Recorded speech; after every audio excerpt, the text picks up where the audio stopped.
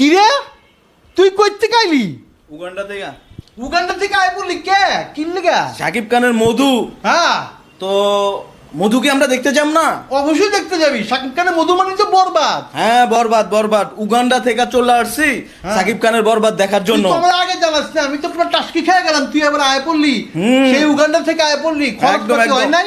খরচ সাকিব খানদের কোনো খরচ লাগে না। তাই নাকি? হ্যাঁ। ওরে বাপরে বাবু, উগান্ডা কিন্তু কম না, এই একটা আফ্রিকা, অনেক অনেক টাকা, এত ভালোবাসা। আরে খামু আগে লিস্টটা কইয়া তারপরে খামু। হুন এই যে আইলি টাকা পয়সা মানে জোগাড় পাতি কেমনে করলি? হুট করে আয় বললি একটা দেশ থেকে আরেক দেশ, এত ভালোবাসা।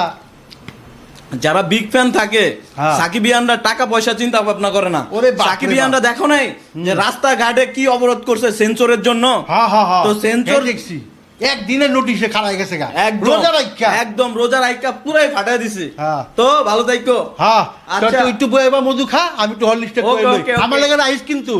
আচ্ছা।